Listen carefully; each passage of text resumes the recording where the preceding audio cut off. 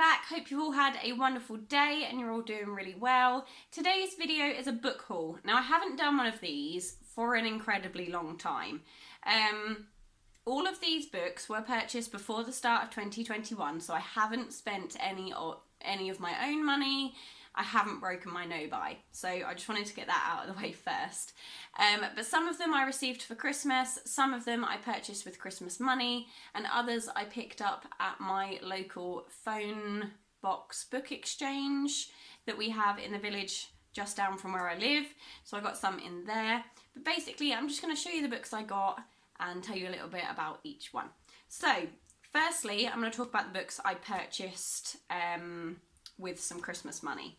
So there's only 5 of them, but they're sort of ones I'd had my eye on for a little while. I purchased them from World of Books, which is a second-hand online bookstore. I believe you can get brand new ones, but the ones I purchased are second-hand. So to start off with, I got this copy of Debbie McCroma's 12 Days of Christmas. I read this in December and absolutely adored how cheesy the story was and wanted to have it in my collection to reread when I wanted to. The font in this one is a little bit smaller than the one I originally had. However, I really hated the design of the one I'd already got. So I gave that one to a friend to read because I wanted her to experience the cheese. And then I purchased this one. It was only about £4, but it's got a really pretty cover with these 2 doggies and a Christmas tree. And I thought it's going to be here a while, so I want a copy that I can look at and love. So there's that one. Next up, basically, is a bit of a Jackson Pearce haul. So in 2020, the lovely Nikki sent me her copy of Sisters Red to read, and I absolutely adored it. And basically, Jackson Pearce does some fairy tale retellings. This one is Little Red Riding Hood, and it just says, countless teenage girls have been brutally murdered, and Scarlet and Rosie March know how they died. Torn apart by werewolves, for Scarlet, the memories of a similar attack have left not just emotional scars, but physical ones. The sisters fight side by side to save others from the same fate. When the mysterious and brooding Silas arrives, he inadvertently causes a series of events that could endanger them all. As passion grows between Rosie and Silas, Scarlet uncovers some shocking secrets that could tear the sisters apart one way or another. And I thoroughly enjoyed it, and I wanted my own copy, so I thought, if I got some Christmas money or something, then I would purchase this one. And then I went on to purchase Sweetly, which I have seen on Nikki's channel. And this one, I believe, is like a Hansel and Gretel retelling, I believe. I want to say it is. But it just says, deep in the dark forest, there's a wicked witch who lives in a house made of chocolates and licorice. Yeah, Hansel and Gretel.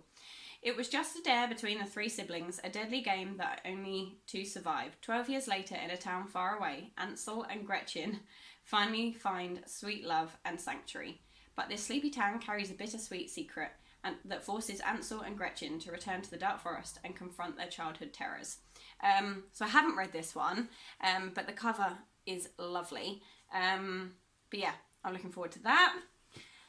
Then I picked up Cold Spell. Now I believe this one is a retelling, yes, of The Snow Queen, which is my all-time favourite Hans Christian Andersen fairy tale story. And it says, Ginny and Kai are in love, or so Ginny thought. A mysterious girl with beauty as flawless as ice enchants Kai. When he is swept away by this intoxicating snow maiden, Ginny must cast aside her fears and pursue him. In the face of mortal danger, will Ginny and Kai's love hold strong or melt slowly away? So, yeah, this one I am going to try and fit into my next TBR. But, yeah, there's that.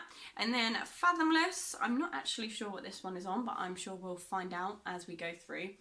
But it says, the ocean keeps her secrets. Celia is a harbourer of memories. She can see into the past, knowing what has already been always seemed so insignificant to Celia, until she meets Lo. Lo's memory is drowning in the vastness of the ocean. She is transforming into a nymph, an ocean girl, a mermaid. Terms too pretty for the soulless monster she knows she's becoming. When handsome Jude falls into the ocean, Celia and Lo rescue him, but soon they find themselves competing, Celia for Jude's love and Lo for so much more. There's only one way for Lo to earn back her humanity. Persuade a mortal to love her and steal his soul. So Little Mermaid-esque type thing. I can't remember which ones Nikki's actually read, so Nikki, if you watch this video, let me know which ones you've actually read.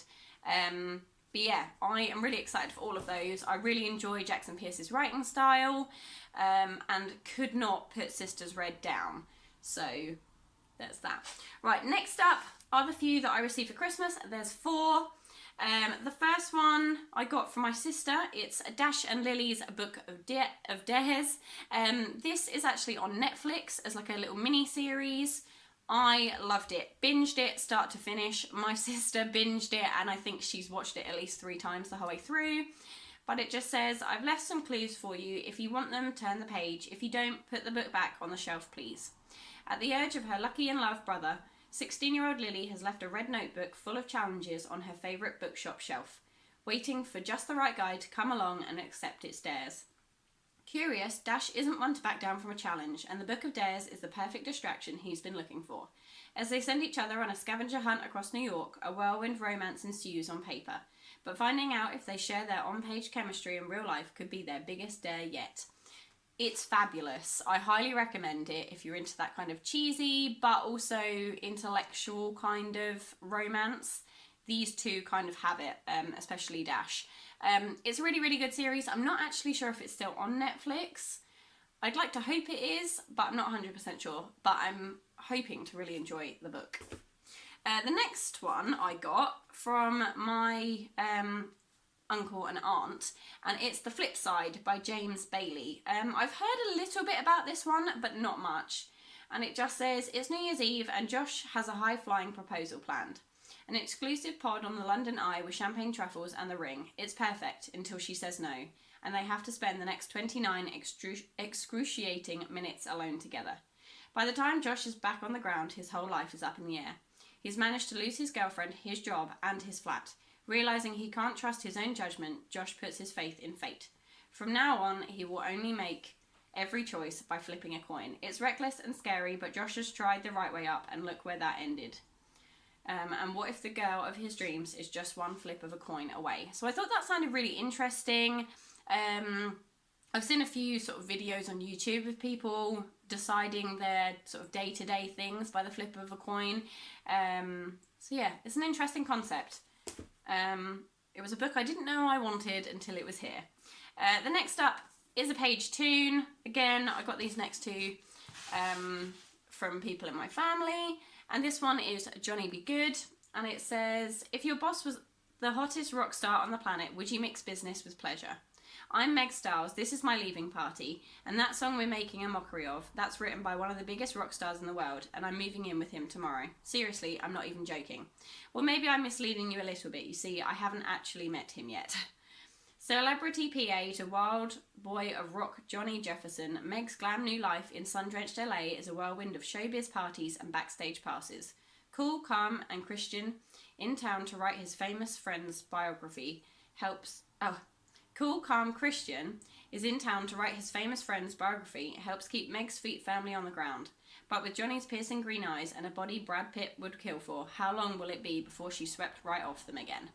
I love Paige Toon. I think her writing is really good. She always manages to give me some sort of heart-wrenching story. So I think this is one of her earlier ones. So I asked for that. And then Dre picked me up When the Curtain Falls by Carrie Hope Fletcher. I'm working my way through some of her books. She's got a new one coming out this year, which I'm highly anticipating. And I think I will either spend some vouchers that I received for Christmas on it, or I will ask for it for my birthday. But it says, in 1952, two young lovers, Fawn Burrows and Walter Brown, meet backstage in a beautiful West End theatre during a production of When the Curtain Falls. Between clandestine meetings and stolen moments, they must hide their love from the one person who will stop at nothing to keep Fawn for himself. Almost 70 years later, a new production arrives at the theatre, bringing with it Oscar Bright and Olive Green and their budding romance. But no sooner have the new cast settled into their dressing rooms than strange things begin to happen. Ghosts of productions past haunt the theatre, or so the story goes. Can Oscar and Olive get to the truth of the matter before tragedy strikes once more? It's a really nice, really pretty copy. So yeah, there's that. They're the last of the ones that I received for Christmas and I bought with Christmas money. Moving on to the ones I picked up at my local phone box book exchange. Some of them aren't in great condition because that book box is not looked after properly, sadly. And no matter how many times I go over there and tidy up the book box, every time I go back, it seems to be left in disarray again, which makes me feel very sad. But I can't spend my life tidying up a book box. But yeah, there's a few I picked up here that I'm quite interested in giving a go. And then obviously, if I don't want to keep them, I'll return them to the book box. But if I do, I have donated so many in the last month that I feel like it's okay to hang on to them. So the first one I have is Meg Cabot's Overbite. And it's a classic vampire-esque story, and it just says that Mina Harper has bitten off more than she can chew. Mina has a special gift, the ability to predict how everyone she meets will die. Her gift has impressed the Palatine Guard, a powerful secret demon-hunting unit of the Vatican, and they've hired her to work at their new branch in Lower Manhattan. It's the perfect job for Mina because since ending things with her vampire ex-boyfriend, she's sworn off vampires for good, even though she firmly believes that just because they've lost their souls, it doesn't mean they can't love. As a deadly new threat arises, Mina will find her loyalties tested, her true feelings laid bare, and temptations she never imagined before nearly impossible to resist. I'm not sure if this is part of a series. It might be. Yeah, I think this actually might be the second book, because looking at it, it says Insatiable and then Overbite, so this might be the second one. I might see if I can find the first one online to read somewhere. If not, I might have to wait and ask for the second one for my birthday, or the first one for my birthday or something, so that I can read it. But hopefully I'll be able to find the first one somewhere else. So let me pop that up there. I did pick up a Mills and Boon. Now, I've never read one of these, and I thought, you know what? The phone box is full of these. I'm going to give one a go. And it just says, she has a secret, they have a secret. Turning his life around, rebel Luke Winter had worked hard to become a doctor, and he had been doing just fine until Leilani Stevens re-entered his life. Not that he didn't still think of her, his first love, but years ago she made it clear that she no longer considered him a friend, let alone a lover, and he'd never been one to plead or beg. Now he felt drawn to her all over again, yet felt that something was unsettled, unfinished, unsaid. What was Leilani hiding from him? So yeah, I thought I'd give it a go. If it's tosh, I don't have to read them again. But I've heard good things, so I thought I'd give it a go. I picked up a different copy of Stephen King's The Green Mile. Now, I have read The Green Mile 4 times, I think, throughout the years. And this copy just looks so much nicer. I know it's a bit battered, but it looks so much nicer than the copy I had. So I donated the copy I had to the phone box and brought this one home. If you've not heard of The Green Mile, the film is fabulous with Tom Hanks, and it's just at Cold Mountain Penitentiary along the lonely stretch of cells known as the Green Mile, condemned killers such as Billy the Kid Wharton and the possessed Edouard Delacroix await death trapped in Old Sparky.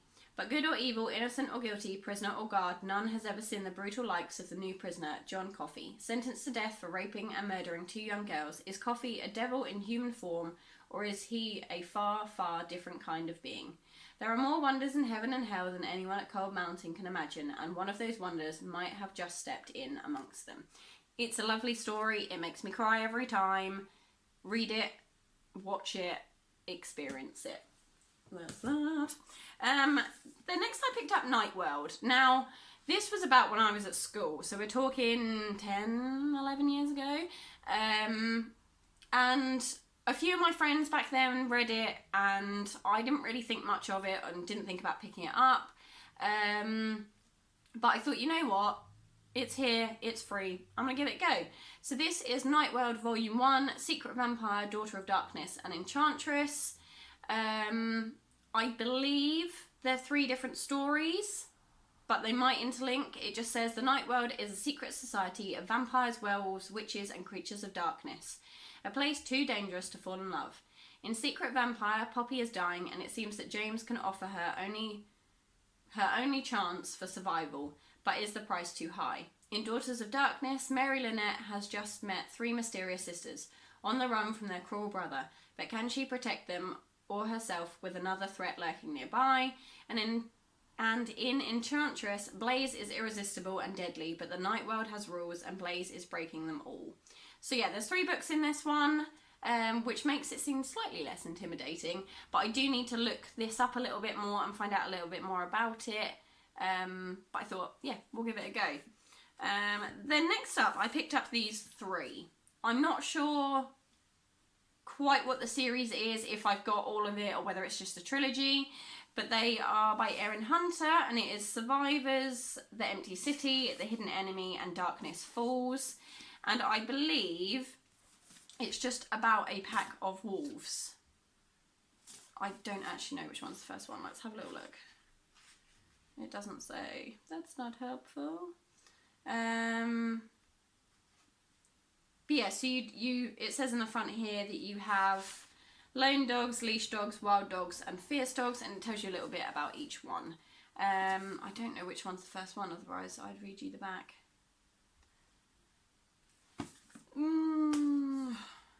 Yeah, I'm not going to bother reading the back because I don't know which one's the first one, so I don't want to confuse myself or you. But if anyone knows, please let me know. But I gather it follows a wolf pack and their journey. So there's that. And then next, I picked up these 2. They're by Kira Cass. They're The One, a selection novel, and The Elite. Now, I don't quite know which order they are. I believe the selection is first, and then, or The One is first, and then The Elite is second. But I could be wrong, so I need to look into it. Let's have a little look at the front and see if it says. Okay, it says the selection, the elite, and the selection stories. I believe this one is the first one. It just says, when she was chosen to compete in the selection, America never dreamed she would find herself anywhere close to the crown or to Prince Maxon's heart. But as the end of the competition approaches and the threats outside the palace walls grow more vicious, America realises just how much she stands to lose and how hard she'll have to fight for the future she wants. So again, another series that I need to look more into and find out a little bit more about. But I've seen these on quite a few people's like reading wrap-ups or TBR videos, and I really wanted to give them a go. So yeah, they are all the books I am bringing into my collection. I need to write down which area they go into, as I plan on doing a little statistics video soon. It'll probably just have the numbers of books in each section on my shelf and how many I plan to read. I mean, you guys know I'm planning on reading 100 this year, but I'm not going to force myself. I'm not going to push it. If I don't get to some books, I just don't get to them. But I hope you guys enjoyed this book haul. If you have any on here that you have read, let me know in the comments down below. No spoilers, please. And if you know anything about the Night World, the Survivors or the Selection, then do let me know. As knowing my luck, I'll probably forget to look it up until it's too late and I've started reading one. But yeah, that's everything from me. I really hope you guys enjoyed this video. Please give it a thumbs up and subscribe for more fun things to come, and I'll see you guys in the next one. Bye!